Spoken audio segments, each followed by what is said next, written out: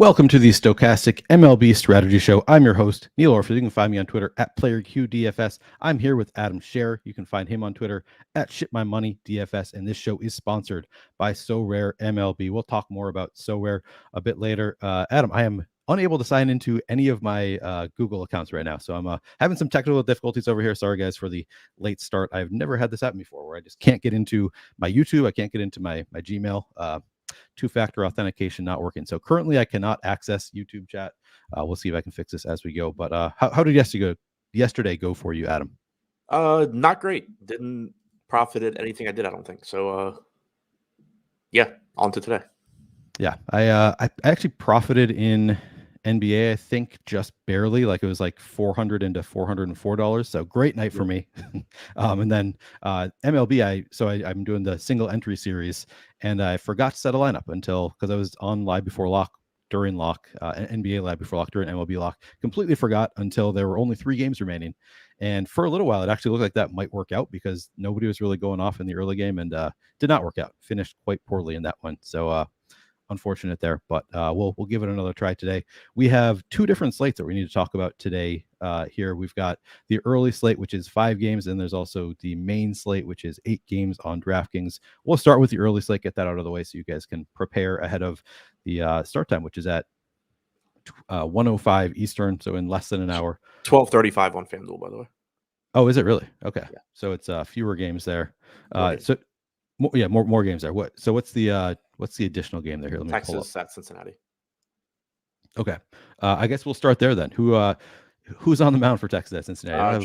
John Gray going for the Rangers. Graham Ashcraft going for Cincinnati. Okay, and do you have interest in either of those on FanDuel? Yeah, Gray, decent spot against the Reds. You do have a favorable hitter's park, but overall a good pitcher, not a great offense going up against him. A little surprised that you're seeing like a 4.2, 4.3 implied run total for Cincinnati, but probably just has to do with the park. Don't mind getting into some Gray here. Looking at the top pitchers tool on FanDuel, trying to pull up the early slate there. I would expect that Gray is getting some ownership. There's some other good spots to get to as well.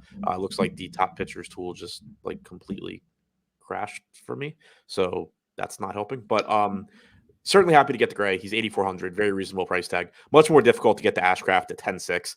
You're paying a premium for a pitcher who does have good stuff, but so far in his career hasn't been a great strikeout pitcher. Has the more difficult matchup, although this Rangers lineup isn't as good as it normally would be. You have Corey Seager out, so you have Travis Jankowski hitting second.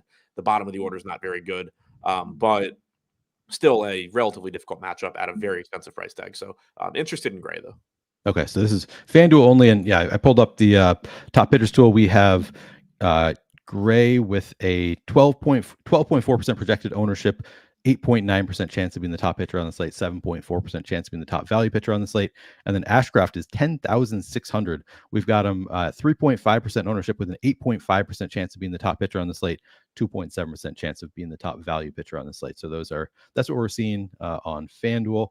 All right, we can move on and talk about the main the early slate on DraftKings, and we'll start with the Red Sox at the Orioles. We've got Tanner Houck on the mound for the Sox, Tyler Wells for the Orioles. Adam, do you have interest in either of these pitchers? A little bit of a watered down lineup for Baltimore. Houck pulling about 10% ownership, 21% chance of being a top 2 pitcher. He does have pretty good stuff, so I don't mind getting there in some tournament lineups. As an SP2, he's 8,400 since the start of last year. 23.5% strikeout percentage to both sides of the plate. He has given up some power to lefties with a 187 expected ISO. Virtually no power allowed to righties. You have Mullins, Rutschman, Santander, Henderson, Frazier, O'Hearn, Vavra, all from the left side. So that does make it a little bit more dangerous for him. You do have nearly a 4.5 implied run total for Baltimore. But from a strikeout standpoint, still, a decent option at low ownership, projected to go a bit under owned, like I said. Tyler Wells on the other side can certainly go deep into games, which is nice. He's projected for 29% ownership at 7,500, 18% chance of being a top 2 pitcher. I don't totally understand the ownership. I think he's fine. I did bet the over 4.5 strikeouts on him today, but he's $900 less expensive than Tanner Houck, for example, and getting 3 times the ownership almost. I don't totally get that one. So I think Wells going a little bit over owned. Don't mind getting to him, but I do think the field's getting there a little bit too much. Okay. And then how about the bats in this one? The upside for the Orioles certainly looks good. I think that they're risky given that Tanner Houck does have good stuff. Can be pretty difficult to hit at times, but I mentioned that he has had some issues with left-handed power, and we know that Camden Yards in Baltimore also is still a good spot for left-handed power hitters. They pretty much killed right-handed power by moving the left field wall back so far and making it a lot taller, but they didn't do anything with right field. So, pull side for left-handed hitters still is very, very friendly in Camden Yards.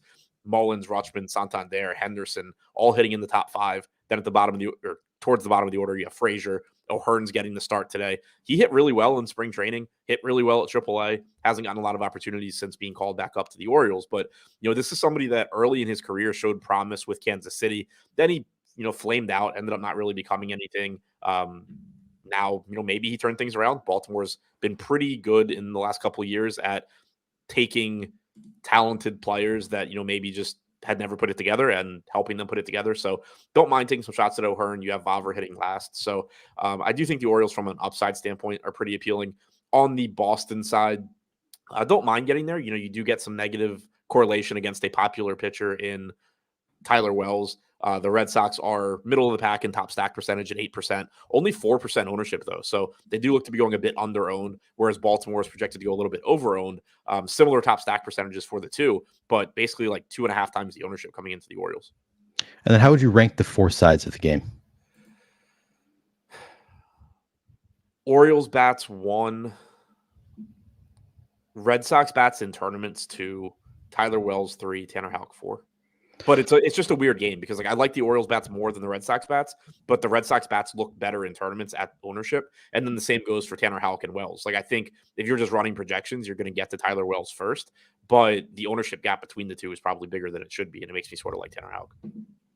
Okay. I was finally able to get into my Google account. I just had to, for some reason, it's just the YouTube app apparently could not open. And I was able to find another way, just had it send me a text message. So I'm finally able to get into YouTube chat. And I see right away, Jorge Jacome sent us a $50 super chat. Man, Jorge, another slate, 7th place. Thanks to you guys. Is there any way you guys can share quick thoughts and picks for early slate? Thanks as always in chat. Join Stochastic. It's worth it. Yeah, it's absolutely worth it. I can verify that it's definitely worth it to join the team, take advantage of our deals. And on that note, we do have a deal going right now. You can get 50% off any package at Stochastic just using promo code SCORE. It's only for new users. So if you're already a user, this does not apply to you. But if you are new, you can get any package for 50% off. You want to do a week, a month, you want to do just baseball, you want to do all sports, whatever package you want to choose, you can get 50% off that package using promo code SCORE. But Jorge, thank you very much for the super chat. And yeah, we're actually doing a full breakdown of the early slate. I assume a full breakdown is fine with Jorge. He's not looking for like a quick hits to start. So unless if you tell us otherwise, Jorge, if you really want us to like break down just the top real quick, we can do that. But we're going to go through the entire early slate. All right. Next, yes, if he's playing FanDuel, he might prefer that since it's going to lock in like 20 minutes. That's true. Yeah. Do you want to do that real quick? Just touch on like your favorite couple pitchers, favorite couple stacks on FanDuel. It would certainly be easier if the top pitchers tool were working for me there, but all right, so I'll tell you what it says. Now it might actually be up. Yeah. No, it's still so like if I go to FanDuel and the top pitchers tool, it just gives me the main slate. You got to go to FanDuel early. Yeah, but it's not an option. It is for me. So I'll tell you what it says on for me. Okay. It says Freddie Peralta has the top odds of any pitcher of being the top pitcher on the slate at 15% chance of being the top pitcher on the slate against Detroit. He is, however, getting 47% projected early ownership on the early slate. Number 2 would be Yusei Kikuchi, 11.5% chance of being the top pitcher, 15.9% projected ownership. Are you seeing it now, Adam? Yeah, I'm just a moron. I know. Yeah, instead of just clicking the FanDuel early tab, I click the FanDuel like tab. Oh yeah, it, yep. And that just takes you to the main. Yeah, I use the tool every day and just totally blanked on.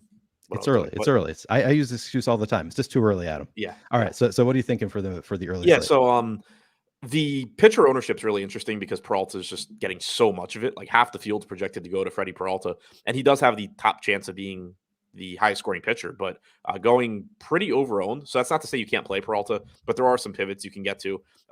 Domingo Herman, Tanner Houck, 1% owned. Herman's 9%. Kikuchi's getting 1/3 the ownership of Peralta and is pretty similar in top pitcher percentage. So Peralta is the top guy for sure, but he is getting a lot of ownership. If you want to pivot some of that to Kikuchi, Herman, Houck, Gray, even Kenta Maeda, I think any of that's fine. Adam, in your defense, it is different in the top stacks tool and the top pitches tool. Yeah, so that's probably why you're being thrown off here. Because I just got a question about whether I like Boston against Tyler Wells in the early slate. Yeah, they look really good. 3.8% on FanDuel in particular, 3.8% projected ownership on the Boston stack with an 8.2% chance to be in the top stack. So yeah, they look pretty incredible to me actually on the early slate. Would you agree with that on FanDuel in particular, Adam? Yeah, I like the lack of ownership. I don't think it's a great spot against Tyler Wells. Yeah. We know the back end of the Baltimore bullpen is very good, so you're unlikely to be adding on runs late. But just the lack of ownership, I think looks good. And we liked him in tournaments on DraftKings too. But yeah, on FanDuel, I think also looks pretty good.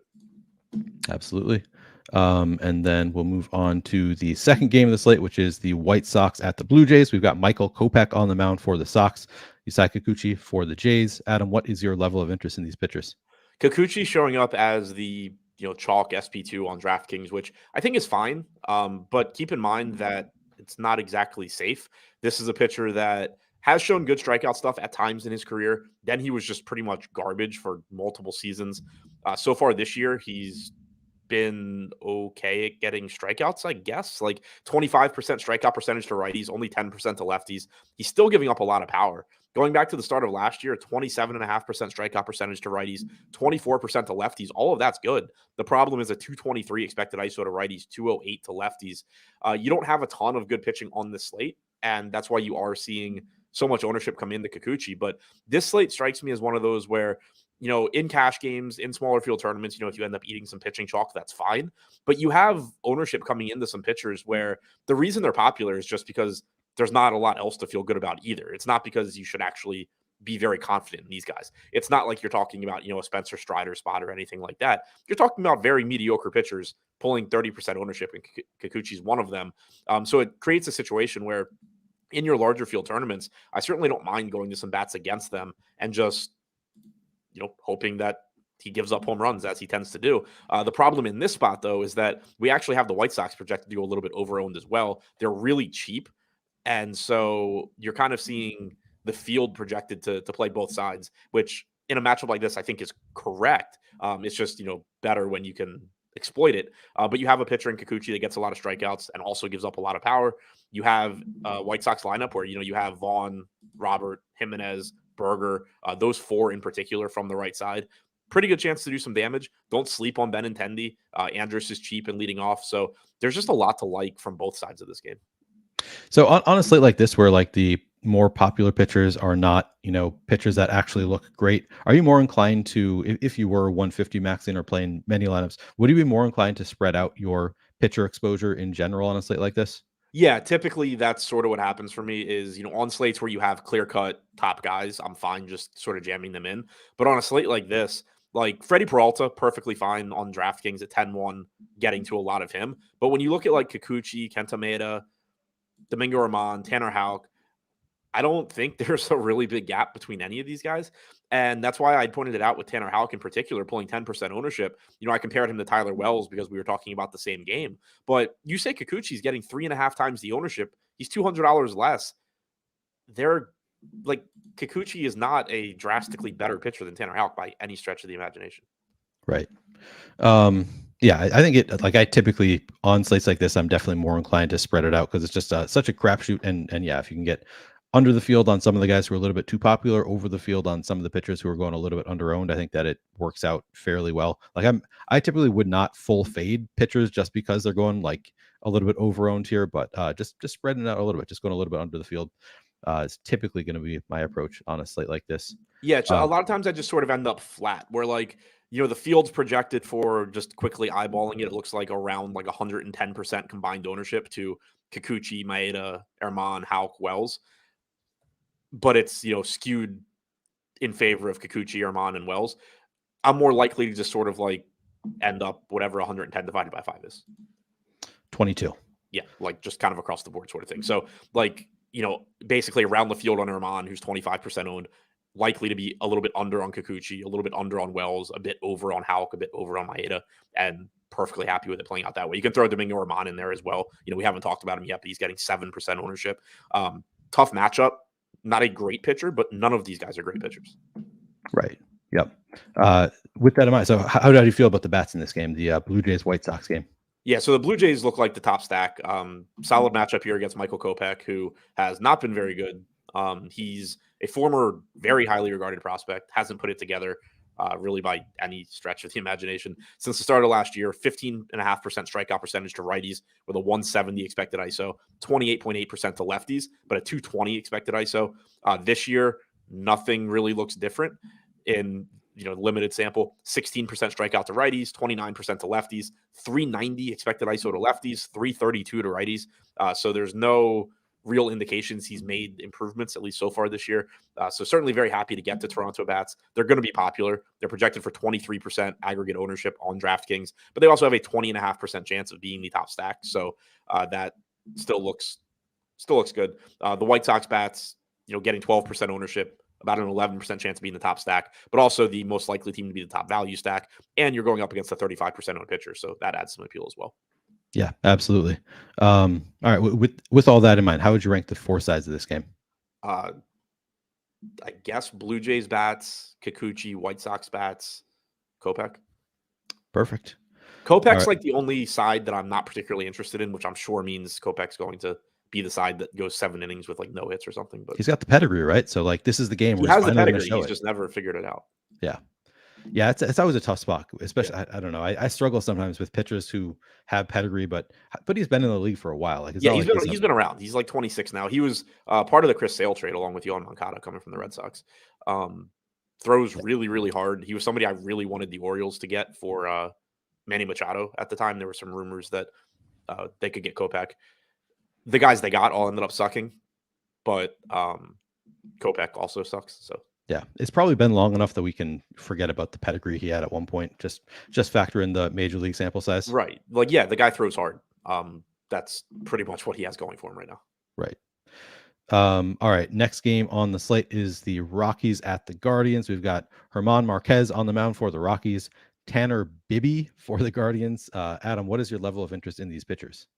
So Marquez, I sort of mentioned him a second ago that I'm interested in him in DraftKings tournaments just because he has a 16% chance of being a top 2 pitcher at 7% ownership. And there's really just not that much of a difference between him and pitchers in his price range that are getting ownership. If you look at just median projections, we have German Marquez just shy of 13 DraftKings points. We have Kikuchi at 17. So you are talking about a pretty big gap there. But then like Kenta Maeda, it's 15.5. So he's less than 3 points ahead of Marquez. Same goes for Herman. Tanner Houck's like 2 points ahead. Tyler Wells is less than a point ahead.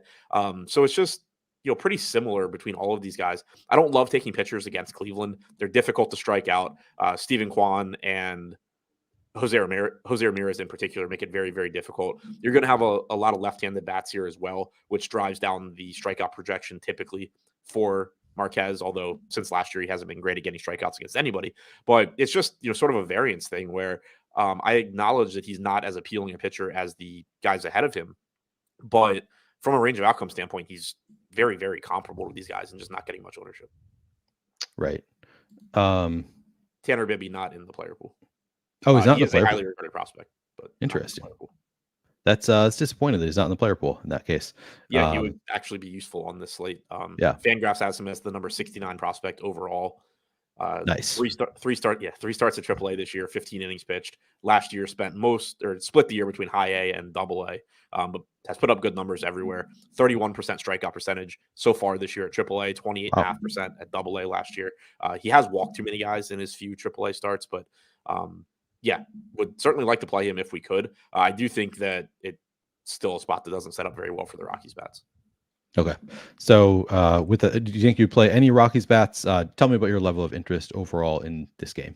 Yeah. So, I mean, with the Rockies, the argument that you would make for them is just it's a guy's major league debut and, there's going to be nerves. You don't really know what you're getting. This guy could end up being good, starting from start number 2 on, he could be good, but still struggle in start 1. Like there's always volatility, but the Rockies aren't very good themselves. this guy does look good. Not particularly interested in getting to the Rockies. A little bit more interested in the Cleveland side, just because you do get Jose Ramirez.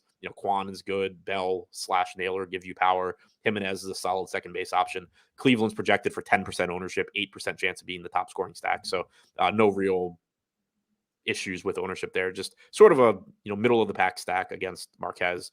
If I get 2 bats here, I would expect it to be the Cleveland side though. Okay. And then how would you rank the 4 sides? Cleveland bats, I guess 1, Marquez 2, but with the caveat that he is a pretty interesting ownership play in tournaments. Rocky bats 3 because you can play them, and Tanner Bibby 4 because you can't. All right. Nabi Issa says, y'all just Dragon Ball Z fused a new MLB player named Domingo Germán Marquez. Did we say Domingo Germán? I missed. I might have. I might have too. Who knows? I also, I never watched not Power Rangers or what's the one I'm trying to think of? Dragon Ball Z. What I'm trying to say is Dragon Ball Z is too young for me. I think. I don't think it was around when I was. Did you watch any Dragon Ball Z? I watched Pokemon. Didn't watch Pokemon. Dragon Ball Z. That's what I was trying to think of. Was Pokemon? It was around. I do remember it. I also watched Power Rangers. Power Rangers for me was at a little bit younger age than Pokemon. Like Power Rangers, I don't know, I was probably in like kindergarten, and Pokemon was in like 3rd grade or something. Yeah, both of those were a little bit too late for me to have any interest in.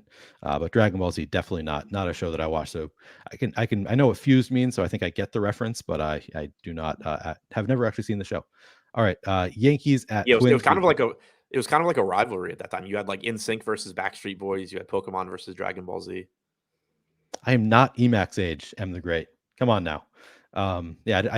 I missed the entire rivalry going on there. All right, Yankees. So maybe this is why we have the fuse here. Domingo Germán is pitching today. We've got Kenta Maeda on the mound for the Twins. Domingo Germán for the Yankees. Adam, what's your level of interest in these pitchers? Germán looks good. He's got an okay matchup against Minnesota. He's just, a solid enough pitcher on a slate where you don't have a lot of pitching. I mentioned when I was sort of talking about that range in general that he's the one probably coming in like closest to correctly owned. If you kind of just view those guys as very similar, you're getting 25% ownership coming into Germán. That's about where it should be. $9,200 price tag. Certainly has, shown his upside already this year. 25% strikeout percentage to righties, 36% to lefties in a limited sample. If you go back to last year, it's 24% to righties, 19.5% to lefties. The Twins certainly have guys that can do damage, but it's also like 50 degrees, friendly pitching weather, friendly park for pitchers. Just sets up as a pretty good spot for Germán. And I don't mind getting to some Kenta Maeda either. I think he is going a little bit under-owned. We actually have him slightly ahead of Domingo Germán in the top pitchers tool in terms of top 2 percentage. He's less expensive and getting less ownership. So he's one of the guys in this range that I would actually like to be getting a little bit more of. You still have a watered-down Yankees lineup. No Giancarlo Stanton, no Josh Donaldson. The top of the order is certainly still very formidable. But when you start getting down to the bottom and you get, Willie Calhoun, former top prospect who has just bounced around through the minor leagues and hasn't put anything together at the major league level. Kiner Falefa, not a hitter. They got Higashioka, not great. Oswaldo Cabrera hitting, 9th, not great. So if you can sort of just navigate your way through 1 through 5, it sets up pretty well. And Kenta Maeda, for most of his career, has been really good against right-handed bats. The 4 of the top 5 hitters in this lineup are right-handed, so that sets up well for him also. Yeah, absolutely. What about the bats on the other side of it? No Buxton today. Makes it more appealing for Domingo Germán not having to deal with Buxton, makes it less appealing getting to the Twins. The counter argument there, I guess, would be that it does bump up value a little bit for Minnesota. You have Kepler leading off at 3,600. Miranda's hitting cleanup at 2,600. Larnock's up to the 3 spot. Joey Gallo, always playable. Nick Gordon's back in the lineup at 2K flat. That's an interesting one in tournaments. But overall, I'm not really that interested in the offenses here. Not a great park to hit in. 2 solid pitchers. 3.7 to 3.8 implied run total for both sides. Yeah, I think the best thing you can say about the Twins is that value. 9.5% chance of being the top value stack on the early slate at 4.6% ownership. So there is some reason to go there, but yeah, definitely not the strongest offense here for the Twins. How would you rank the 4 sides of it? So from a projection standpoint, Germán's 1, Maeda's 2, I think. We actually have Maeda slightly ahead of Germán. So I'm just going to go Maeda 1 just because he's the lower owned of the 2 right now also. Domingo Germán 2. The offenses are super similar to me where like I don't have a lot of confidence in them, but they're both talented enough they could do well. We have the Yankees with an 8% chance of being the top stack, Minnesota 6. So I'll say Yankees 3, Minnesota 4. Okay. Somebody just asked if I remember when he was Mike Stanton. Of course I remember when Giancarlo was Mike Stanton. I think that was, man, when was that? That wasn't that long ago. It was probably like 10 years ago. Yeah, 10 years ago. That's not even that. I don't even have to be old. Adam remembers it too. You guys all remember it. Come on. Oh, now. yes, Of course but I'm young. You are, what are you, like 34? 33. 33. Yeah. So young, but you were 23. I mean, yeah, you're going to I feel like I was probably in college when he was Mike Stanton. Yeah. Yeah. It wasn't that long ago. All right. Granted, final I stayed game. in college longer than most people. You stayed were you what's his name? Van Wilder situation? I wish. I only went, I think I went for 5 years, but if I had stayed on track, I would have gone 3.5. So I did my best to stay. Nice job. I'm sure you enjoyed your extra time there. I thoroughly did. Glad to hear it. All right. Final game of the early slate. We've got the Tigers at the Brewers. Freddie Peralta on the mound for the Brewers. Michael Lorenzen for the Tigers. Starting with the pitchers, Adam, what is your level of interest? Not very interested in Lorenzen. Not a great strikeout pitcher. Not a great matchup against the Brewers. 4.8 implied run total for Milwaukee. Tough park to pitch in as well. Not a pitcher I'm really looking to get to. He is pulling 10% ownership on DraftKings just because he's so cheap. But I just think you're probably going to be able to find the salary to get to that. To get to that mid-range, get to some pitchers that look a little bit better. Peralta looks like the top pitcher on the slate. Talked about him on FanDuel, certainly going over-owned at like 50% ownership with a 15% chance of being the top scoring pitcher. But on DraftKings, where you have to roster 2 pitchers, still projected to go over-owned at 65%.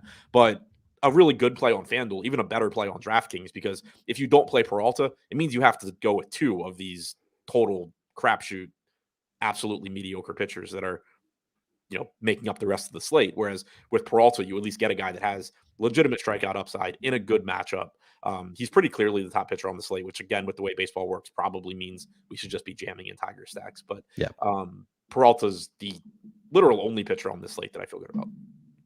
So with that in mind, we have the Tigers coming in at just 4.6% ownership, 18.3% chance of being the top value stack on the day. Go over the bats in this game in general. What's your level of interest in the bats in this game? The Tigers offer value, but I'm not particularly interested in actually rostering them. They are getting a little bit of ownership as well. It's not like they're 1% owned or anything. Since the start of last year, 112 expected ISO to lefties and to righties for Peralta, 27% strikeout percentage to lefties, 26% to righties. The normal caveat with the Tigers is if you want to go to them, Riley Green is a highly regarded hitting prospect. You have a cheap middle infielder, Nick Maton, hitting 4th. Kerry Carpenter has power. Spencer Torkelson continues to hit the middle of the lineup because the Tigers refuse to just move on from this guy yet, which obviously they shouldn't. He's young. But he's been hot too. Yeah. He's also been hot. Yeah. Like obviously they're not going to move on from him at this point, but the dude is bad. Akil Baddoo, has some power. So it typically, if I go to the Tigers, it's like Green, Maton, Carpenter, but don't really see doing that here. The Brewer side does look good though. You're going to get a lot of ownership coming into Toronto bats. Brewers are second in top stack percentage at 13% compared to 20% for Toronto. They're getting 14% projected ownership compared to 23% for Toronto, but they're also about twice as likely to be the top value stack compared to Toronto. So the value makes it so they're a little bit less over-owned than the top stacks tool would suggest. You have a cheap Jesse Winker at 3,400. That stands out in particular. $2,200 Bryce Turang gives you a lot of stolen base upside. He's a highly regarded hitting prospect. Rowdy Tellez looks good at 4,300. Clearly, you can always play Adames, Yelich. Since the start of last year for Lorenzen, 119 expected ISO to righties is very, very good. 20.8% strikeout percentage, so still letting them put the ball in play. Lefties have had a bit more success. 164 expected ISO, 21% strikeout percentage. So the one thing, working in his favor is he has been pretty good at limiting power, but this park does play it up, and you do have plenty of it in the Brewers lineup. Okay, and then how would you rank the 4 sides of the game? Peralta 1, Brewers 2. The Tigers and Lorenzen are like the same thing to me, where they're both really cheap and they both aren't very good. I guess I'll go Lorenzen 3, Tigers 4, just because hitting is harder than pitching. Yep. Perfect. Pete Wheeler asking, where has Eric Chalkquist been? Eric has been very busy doing Lindy's leans, likes, and locks for both MLB and NBA. Also doing a lot of work on the Odd Shopper channel. So a lot of where Eric has been buried somewhere in the Pacific Ocean. or possibly, hopefully, buried somewhere in the Pacific Ocean. That's dark. It's a dark thing to say. But yeah, mostly doing odd shopper stuff, doing betting stuff, because guys like me can't do betting stuff because I can do just the prop parlay sites, but like I can't sports bet here. So Eric being in a place where he can sports bet and he's quite good at it, we've got him doing not my decision, but the team has him doing a lot of stuff on the odd shopper channel. And then of course the usual Lindy's. I just envision Eric like walking down the Santa Monica Pier singing like he's in High School Musical and just falling off the edge. Do you have this vision a lot? Like, is this something that you are constantly just thought about it, but and you're loving it? Look at the big smile on Adam's face when he's talking about Eric drowning. yeah, that's having a bigger improvement on my mood than coffee. All right, we are at the end of. We've gone through every game on the early slate. You 3 max contests. You have to pick 3 stacks. Which 3 are you going to? Let's go with Toronto. Eat the chalk there. I like Boston given the lack of ownership, and I like the White Sox just because, like, I like Kikuchi also, but we talked about it. There's a lot of home run upside for the White Sox also. If you don't want to go White Sox, I would also throw Baltimore in there just because, like, I think Houck's a good pitcher, but that left-handed power in Baltimore certainly has a very, very high ceiling. Yep. And then what about 3 pitchers? Freddie Peralta. In tournaments, I like Kenta Maeda. The lack of ownership there is really interesting. And I like Tanner Houck, same reason, just 10% owned when he should probably be higher. And then this is final question. Freddie Peralta. We look at the 150 maxers tomorrow. If we looked at their lineups for this slate, do you think they would be overweight or underweight to the field on a 65% owned Freddie Peralta? I would guess over, just given the alternatives. Yeah. The alternatives make it interesting. Like he's not like the kind of pitcher where I'm sure that like Spencer Strider the other day, I think it was more likely for them to be over. I think Freddie Peralta is not quite at that level, but then the matchup with the Tigers, I feel like it'd be pretty close. Like you're still getting a situation where he's 40% to be a top 2 pitcher. Next closest is Kikuchi at 29, but that's also a spot where you probably can. I mean, you definitely can have reasonable minds differ on exactly how likely you think Kikuchi is to do well. The guy's still very, very volatile. Moving beyond him, though, like Kenta Maeda 25%, Domingo Germán 24%. You're talking about Peralta being like 1.5 times these other guys to be a top 2 pitcher, and you have to roster 2 of them. So I just think it's pretty likely he ends up being higher owned by 150 max guys than by the public in general. Yeah, I think that is probably pretty likely. And then home run pick. I don't remember. Did your home run pick? I don't even know who. I don't remember who you picked yesterday. I know 2 days ago. Yesterday I took Varsho, and I don't think he even got a hit. Okay, so get back on the board today. Yeah, home run pick for the early slate.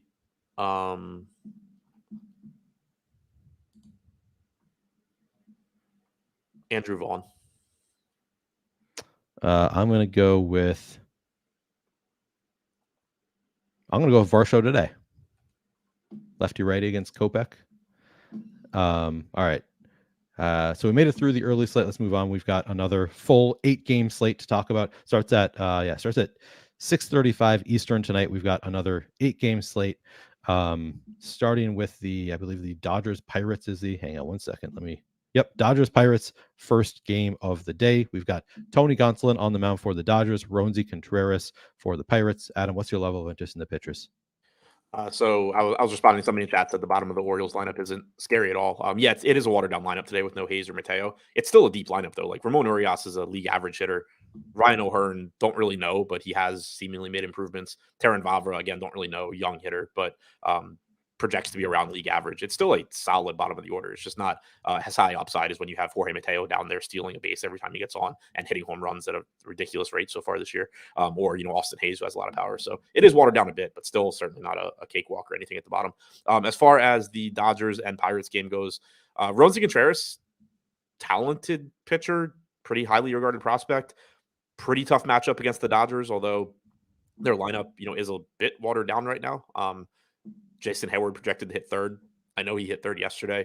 James Outman continues to just hit the cover off the ball, but not as good a Dodgers lineup as you typically get. Contreras is only $5,700, which is kind of interesting.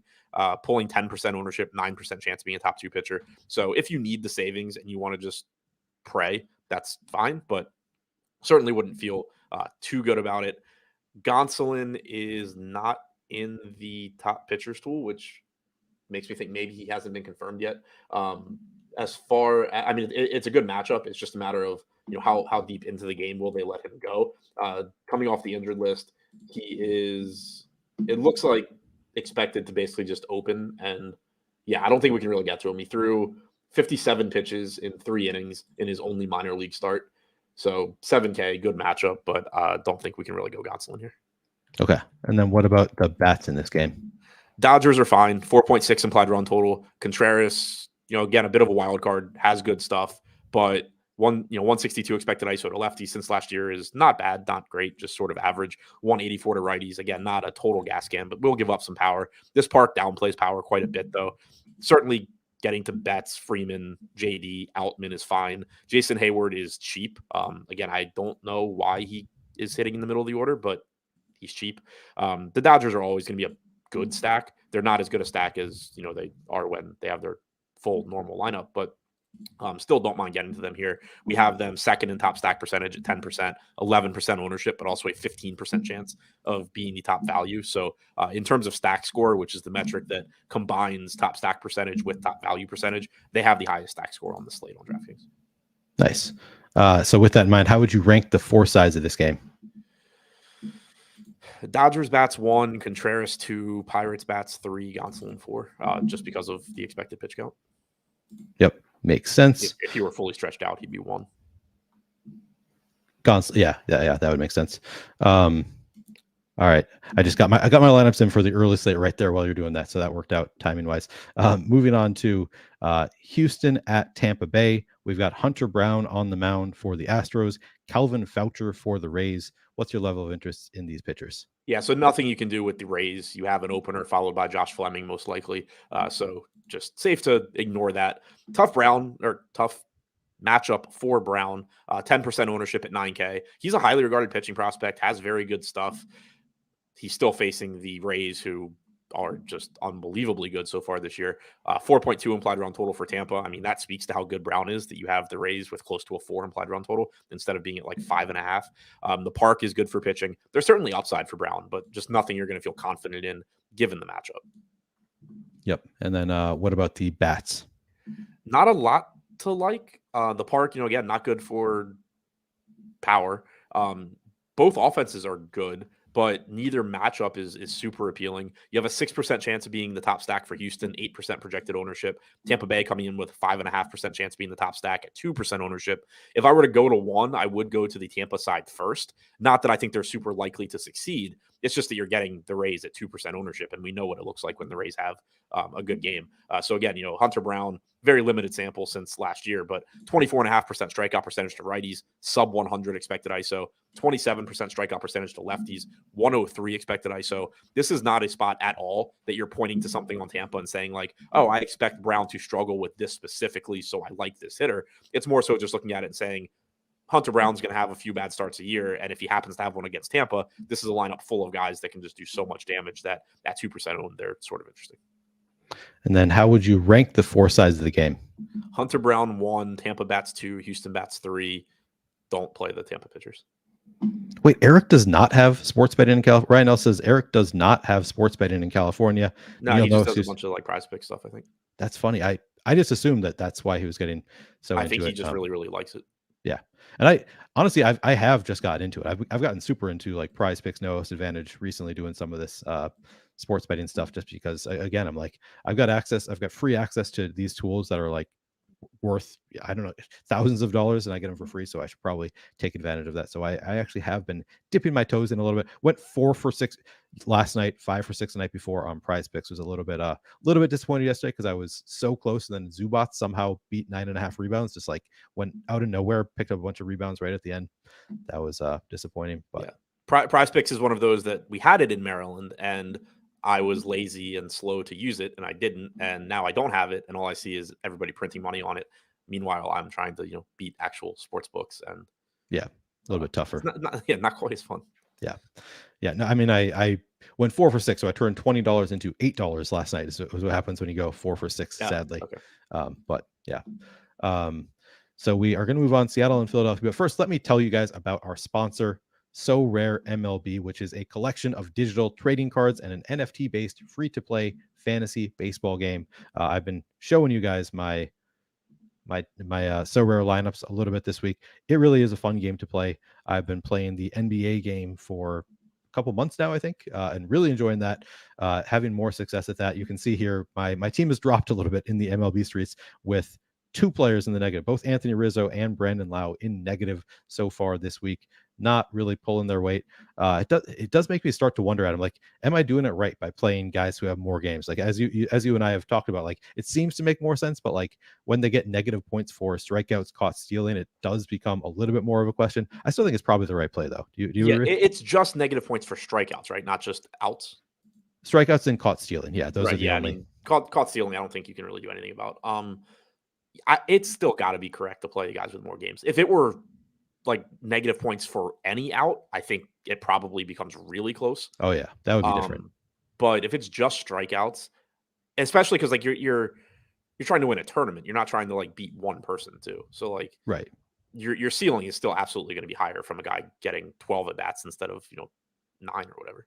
Yeah, it's a really good point. It is since you're trying to win a GPP, you really focus more on upside. So more games seems to make sense. But yeah, you can see I just pulled up the scoring structure here. Strikeouts -1 per strikeout for a batter. I believe it's also -1 for a caught stealing. Those are the only negative stats we have here. And also, and I mean, I know you were aware of this, but just to clarify, because somebody in chat said more games doesn't always equal better. Assuming that we're talking about like relatively comparable hitters, I will take 3 games of Aaron Judge over 4 games of, Ramon Urias or something. Right. Assuming we're talking, do you want Mookie Betts or Aaron Judge? If Betts is playing 4, you probably, and Judge is playing 3, you probably want Betts. Yep. Yeah. Good point. It is more games as like more of a tiebreaker than really a way to pick players for the game. Yeah. Assuming we're talking star hitters, across the board. Yeah. Yeah. And you're not, you're assuming you're not trying to play cards of like some league average hitter. You're just going to prefer more games. Yeah, exactly. SportsWiz says noted. Neil steals tools and weed. Yeah, that's. I don't steal. I don't. He said, I guess we'll take your weed and tools. Okay, he didn't say steals. He said we'll take your weed and tools for free. Yes, I will. You are correct. I'll take anything for free. Not anything. That's pushing it. There are probably things that I would not take for free, but if it's a good thing, if it's something that I want, yeah, I'll take it for free over spending money on it any day. All right, I think. I just want to remind you guys, if you have not yet signed up for So Rare MLB, you don't need to spend money to get started. The contests that I'm playing here are the limited contests, so I am spending money on them, but you really don't need to. You can start playing for free. They have common cards that they will give you when you sign up, and that's actually not, they just give you common cards. They give you options. So like they give you a bunch of different choices for the common cards to start your team with to begin, and then you can make swaps every day. You have free swaps you can make. So it really is a cool deal that you don't need to spend money on, and you can win cards that are actually worth money just playing for free. So if you just want to dip your toes in, I just put the link in the chat right here, so you can click that link if you want to get started on So Rare. It really is a fun new way to play fantasy sports. Adam, will move on to the next game, which is, man, I'm losing my voice. Next game on this slate, which is Seattle at Philadelphia. We've got Logan Gilbert on the mound for the Mariners, Taijuan Walker for the Phillies. What's your level of interest in these pitchers? Very interested in Logan Gilbert. He's coming in with the second highest top 2 pitcher percentage, 9,100, 21% projected ownership, 21% chance of being a top 2 pitcher, also 12% chance of being a top 2 value. So all of that looks pretty good. Not a great park for pitching, certainly a dangerous lineup, but not as dangerous as it was supposed to be. Bryce Harper not back yet. Rhys Hoskins out for the year. So, still a lot of guys that can do damage, but this isn't a lineup that was supposed to have Bryson Stott leading off and Brandon Marsh hitting 5th. So not quite as dangerous as intended. Gilbert also just a good pitcher. This is a pretty sizable park downgrade for him going into Citizens Bank instead of pitching in Seattle. But relatively small slate, good pitcher overall. Since the start of last season, Gilbert has struck out 23.5% of hitters, 3.68 xFIP, only walks about 6% of hitters, less than 1 home run per 9 innings. All that looks good. So there is some risk here, but pretty comfortable taking it on, given that on this slate, we don't have a ton of great pitching either. So don't mind or do like getting to him. Taijuan Walker, more of a GPP play at 9,200. He's getting 1/4 the ownership of Gilbert. Gilbert projects better. He should be higher owned, but in large field tournaments, if you just need to save some ownership, you can certainly make that pivot. He projects 2.5 points, less than 2.5 points behind Logan Gilbert. So it's not like you're talking about a massive difference here. Certainly not a 4-to-1 gap in terms of range of outcomes. We have Walker with a 14% chance of being top 2 compared to 21% for Gilbert, but Gilbert getting 4 times the ownership. So it's just a spot where, like, clearly in cash games, smaller field stuff where you're weighting median outcomes a bit more, you're definitely going to Gilbert ahead of Walker. But in large field tournaments, mixing in some Walker makes a lot of sense. Yeah, absolutely. And then what about the bets in this one? Don't love either side, but I do like the park and the just power upside that you get. So it strikes me as a spot where you're going to get 2 relatively low probability offenses, but probably pretty modest ownership as well. 4% projected ownership coming into the Phils, 4% chance of being the top stack. Seattle getting 6% ownership with a 7% chance of being the top stack. Julio Rodriguez, Ty France, Suarez, Cal Raleigh, Hernandez, Kelnick. You have a lot of power in this Mariners lineup where if Taijuan Walker is on his game, he should be fine, but pretty small margin for error for him. 130 expected ISO to lefties since last year, 161 to righties. He's pretty good at limiting power again when he's on, but this is somebody that doesn't throw super hard, averages like 93, 94 on his fastball, doesn't have a ton of margin for error. So I like the upside the Mariners give you. Same goes for the Phillies, where, if Logan Gilbert isn't on top of his game, guys like Turner, Schwarber, Castellanos can make it a really tough outing very quickly. So at low ownership, I think relatively low ownership, both stacks look okay, but they're just not the most likely to succeed given the tough matchups. Yep. And then how would you rank the 4 sides of it? Gilbert 1, Walker 2, Mariners 3, Phillies 4. Okay, I got a question about who are the chalky stacks on the main slate, and because we're so many hours ahead, just put it up on the screen if you want to take a look at the top stacks tool. Just know that it's going to change before lock, so you can get access to the top stacks tool again using promo code SCORE. You can get it for 50% off, and you'll actually get it at the time that you really need it at lock, because it doesn't change a ton in baseball generally. Sometimes there will be things that make it change more, but there will be, the incremental changes do matter for baseball as far as like how stacks are going to be over-owned, under-owned. They matter at least a little bit. If we get like a 5% change in the ownership on a stack, that can be huge, and that can happen throughout the day. So currently, this is what we're looking at in the top stacks tool, but that will change throughout the day.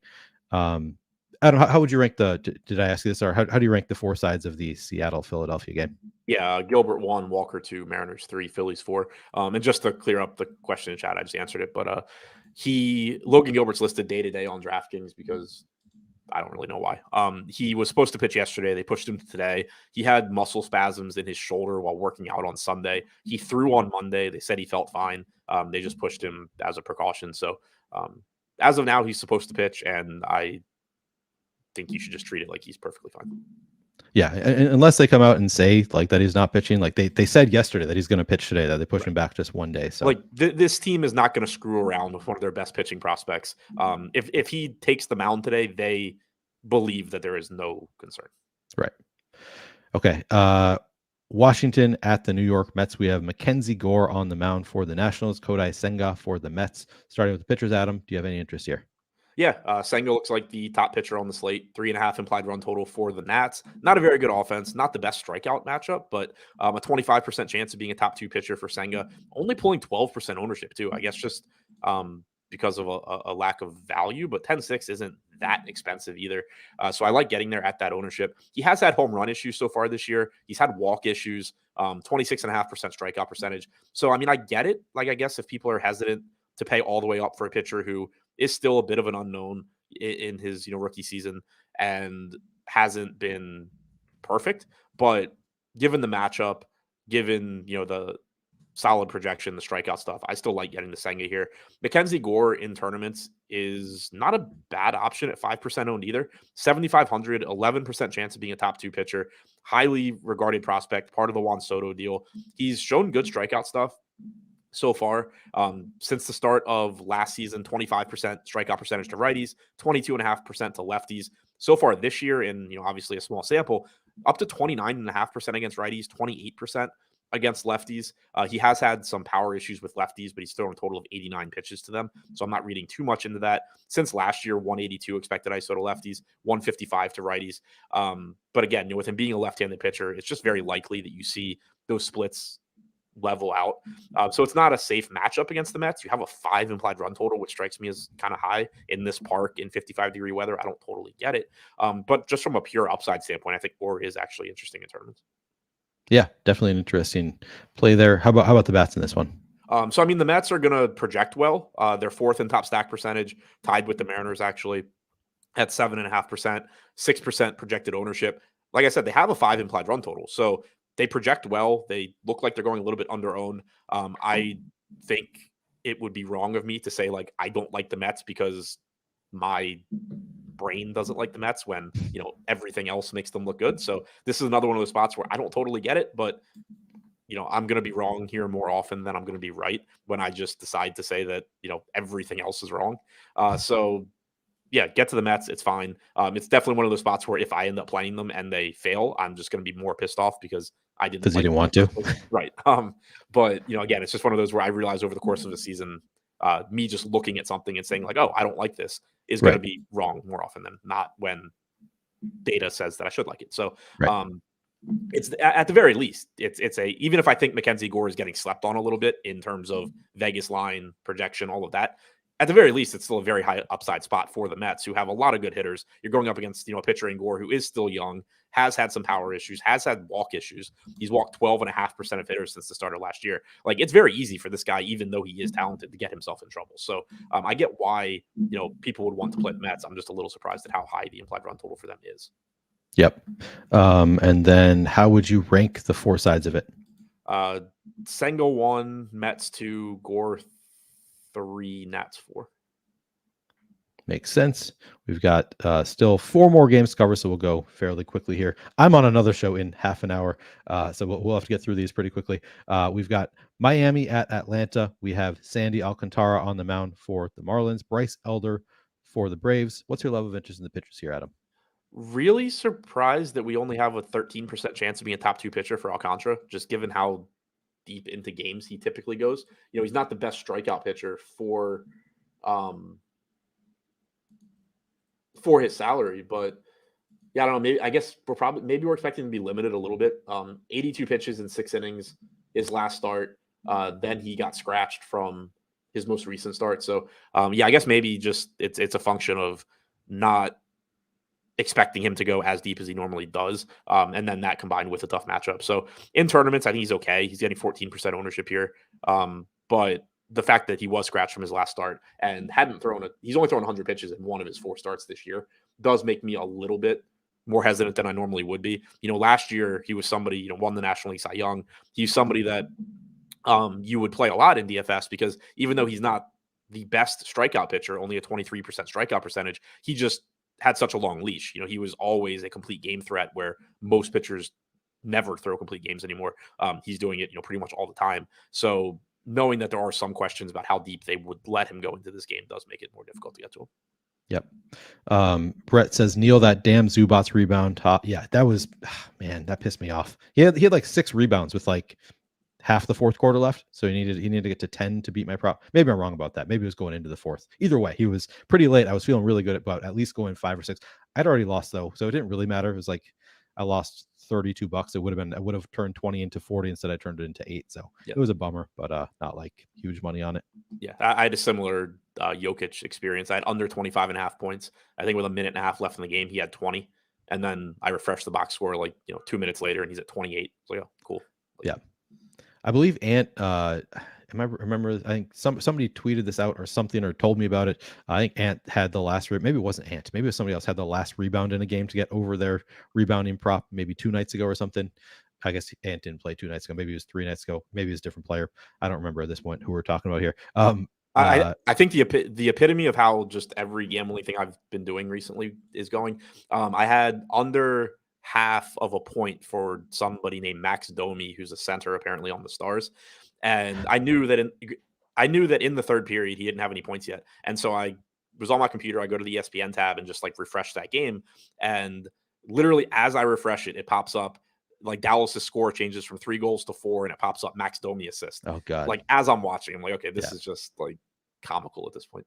Yeah, that's me too. It's I've turned around a little bit recently, but that was like most of last year. It was like everything I'd be like so close, and then like, okay, as long as this one thing doesn't happen, and as soon Right. as I have that thought, that one thing is going to happen in the last Exactly. minute of a game. Just it's tough sometimes. It's tough sometimes in these streets. Yeah, you just have to kind of laugh at it. Yeah, exactly.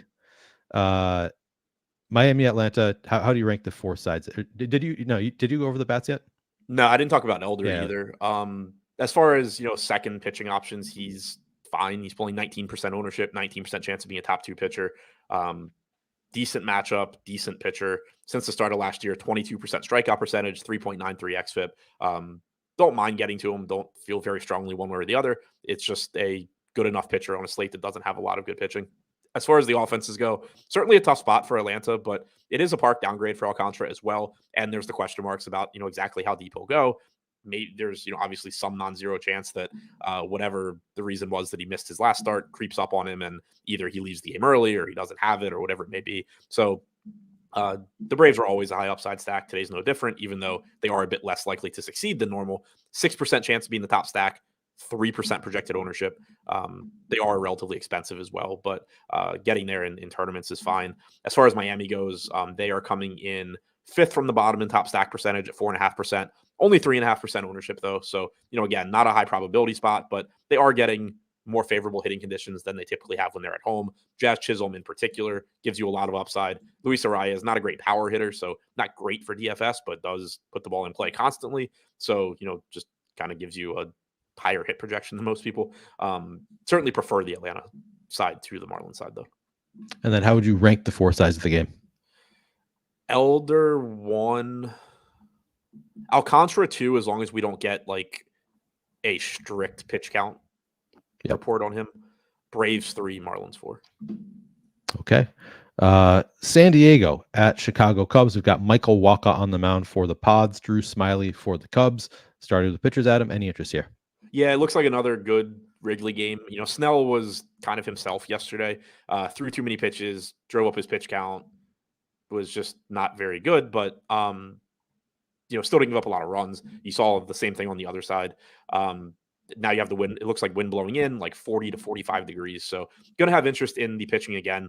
Michael Wacha is reasonably priced at 8,300, 12% ownership, 16% chance of being a top 2 pitcher. Drew Smiley, 6% ownership, 13% chance of being a top 2 pitcher. Certainly the more dangerous matchup going up against the Padres, but at 7,300 and 6% owned, I still think you can go to Smiley in tournaments. I would get to Wacha first, though. Yep. Yeah, Andrew Martinez. Wind is blowing in, but not like great, not like 10, 15 mile per, just 5 mile per winds, I think. So not like huge winds, but definitely helps the pitchers a little bit. Yeah. You see, you still have an 8 implied run total here. When the wind blows in hard, it becomes like 6, 6.5. Yeah. Right. With that in mind, with the 8 implied run total, what's your level of interest in the bats?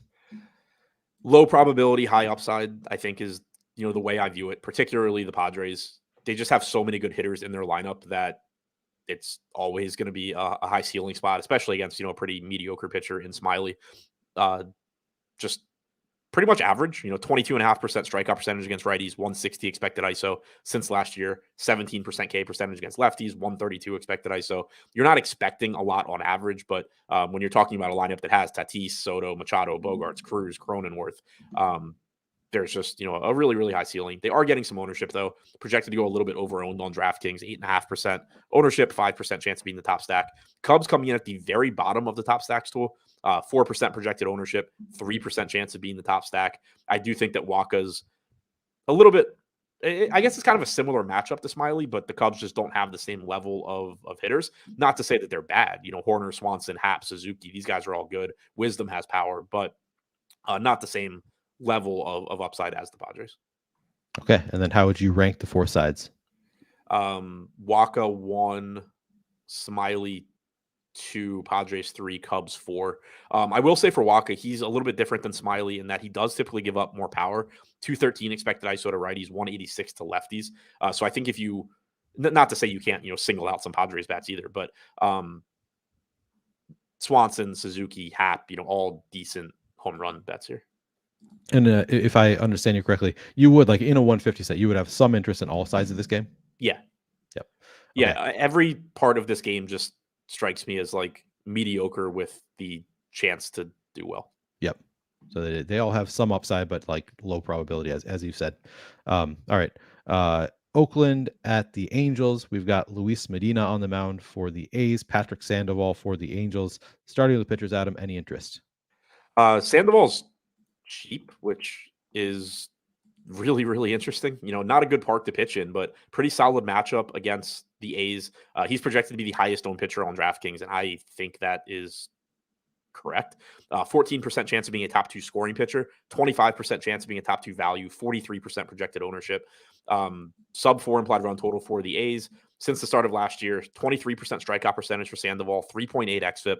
The guy's a good pitcher, and he's really, really cheap at 6,500. Not a bad matchup. I don't really have any reasons not to like him here, other than just saying it's baseball. He's 43% owned. Things can go wrong, but really, really like Sandoval. No real interest in getting to Luis Medina. We have him with a 3% chance of being a top 2 pitcher, 17% chance of being a top 2 value at 5K. But even that, you have Sandoval at 6,500. You have Contreras at 5,700. If you're forced into a situation that you really have to pay down, you have Steven Matz at 6K. I'm pretty sure you can get to any of those 3 guys before you get to Medina. Okay. And then how about the bats? Angels are first in top stack percentage at 14%, 18% ownership, 5% chance of being a top value. They just look like a good stack. Second in stack score behind the Dodgers. Again, the metric that factors in top value and top stack percentage. So happy to get to the Angels. Don't really like getting to the A's, but the argument for them would be they're getting, they're hitting in LA, which in Anaheim, which is better than hitting in Oakland. And you're facing a 43% owned pitcher, and it's still baseball. Brent Rooker individually, Shea Langoliers individually are certainly high upside bats at reasonable price tags. But there's nothing that I'm looking at in terms of the matchup that makes me think the A's look good. It would more so just be there's a bunch of variance in baseball, and the A's are getting a park upgrade against the popular pitcher. Let's see what happens. Okay. And then how would you rank the 4 sides? Sandoval 1, Angels 2, A's 3, Medina 4. Okay. I see Paradoxal asking, hello, bro, any DFS site in Asia? I don't know if DFS is legal in Asia. And Adam, I see you responded, I don't know, haven't been to Asia in a while. I've never been to Asia. Adam, where have you been in Asia? Japan when I was 16 for a baseball tournament. Okay. So it's been quite a while. Yeah, I don't believe I've ever been anywhere in Asia. There are some countries out there that I'm like, I don't know exactly which continent it's technically in, but I don't think I've been in Asia. Yeah, never been to Europe. Have been to Japan. Yeah, I've been to Europe. I'm like, I've been to Israel. I've been to Jordan. I'm like, I don't think. I'm like, what? Yeah, I don't know what those are technically. Yeah, exactly. That's where I'm like, maybe I have, but like not like what you think of when you think of Asia. Anyway, final game on the main slate. We've got St. Louis at San Francisco. Steven Matz on the mound for the Cardinals. Anthony DeSclafani for the Giants. Adam, what is your level of interest in the pitchers here? Another value SP2 in Steven Matz at 6K, 34% ownership, 16% chance of being a top 2 pitcher.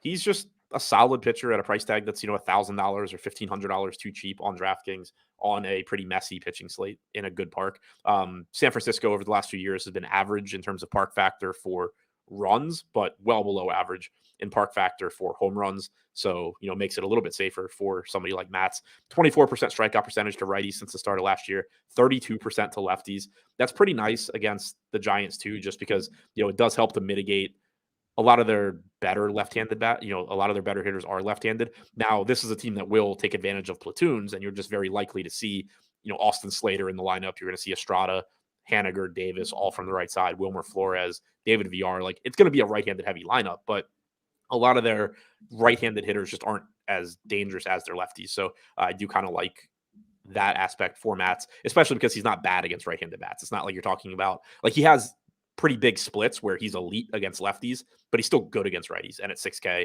he just is going to look like another good SP2. For DeSclafani, he is projected for 3% ownership, 13% chance of being a top 2 pitcher.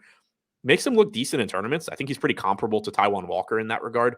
Similar top 2 pitcher percentage, similar lack of ownership. So that's fine. I don't like the matchup against the Cardinals, but most of the good bats in the Cardinals lineup are going to be right-handed. Only a 144 expected ISO to righties with a 22% strikeout percentage since last year for DeSclafani. So, again, like Taijuan Walker, I don't think he's a particularly high probability play, but I do think that he's not getting quite as much ownership as he probably deserves. Okay.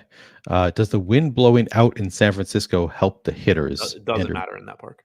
Okay. And then, yeah, I saw both Brett and Trafalgar Law confirm that I have been to Asia. Those are Asian countries. So technically, I've been to Asia. And then also, Arnold Lane wanted to know how you did in your tournament in Japan, Adam. So technically, it wasn't a tournament. It was 4 games, like 2 doubleheaders against 2 different like high schools over there. I think we went like 2-1-1 or 3-0-1 or something. I don't remember. I remember they played 9 innings and that they don't play extras. So I know we had a tie.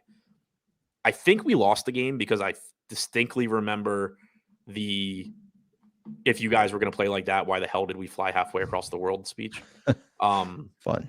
Yeah. So I want to say we went 2-1-1. I know I personally played well, and it was a fun trip. Like we played the 2 double headers, and then we were just there for like the rest of the week. So we went to a few different cities, stayed in hotels, caught like a Yokohama game in the Japanese league. So overall, it was fun. I know I did well. I think the team went like 2-1-1.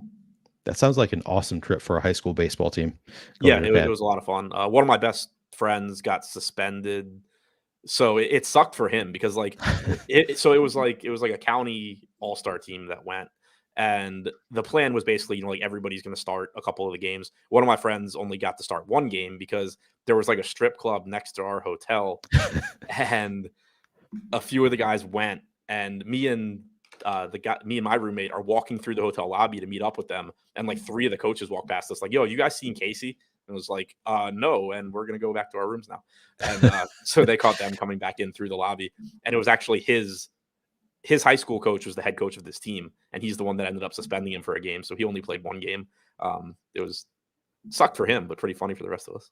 I'm kind of afraid of what the answer is going to be here. Would that have been your first strip club experience, Adam, at 16? Yeah, yes, it would have.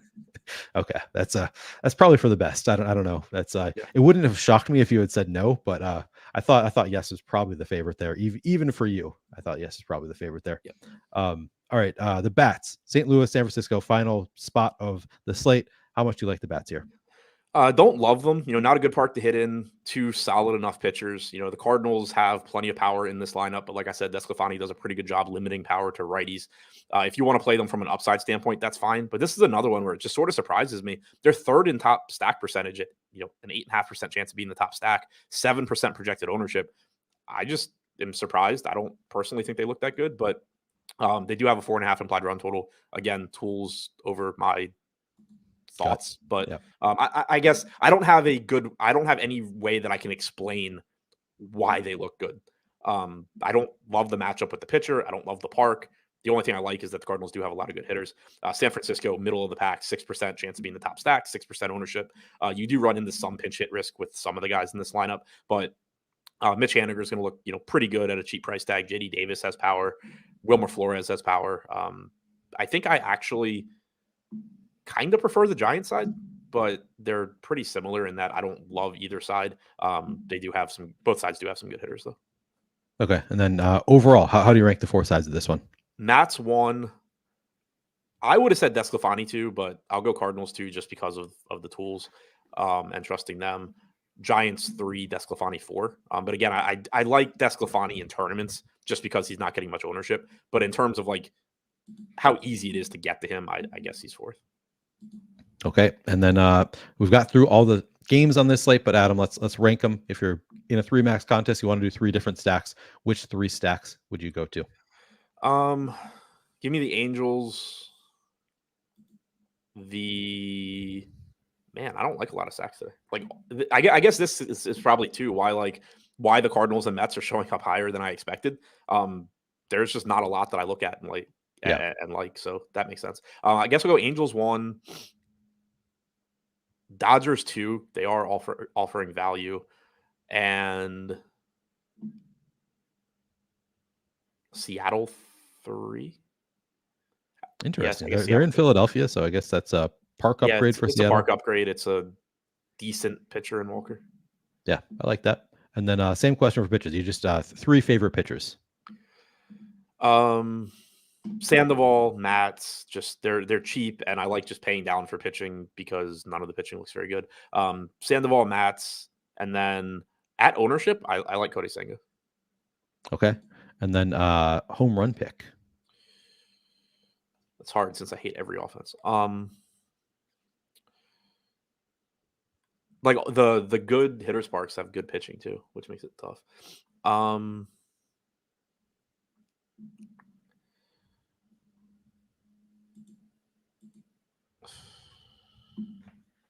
Ohtani. I was gonna pick Ohtani. I'll let you go with Ohtani. Yeah. I'll go with Trout, as long as we're, doesn't have the righty lefty, but I don't mind that. And it's in LA, so decent pitchers, batters park now, right? Yeah, it's the Angels are literally the only team on the slate, I think, that is in a good hitter's park and facing a pitcher who isn't. Yeah. Like, and not saying Medina is not good, even, like, I don't mean it that way, but like a pitcher that at least hasn't proven he's good. Right.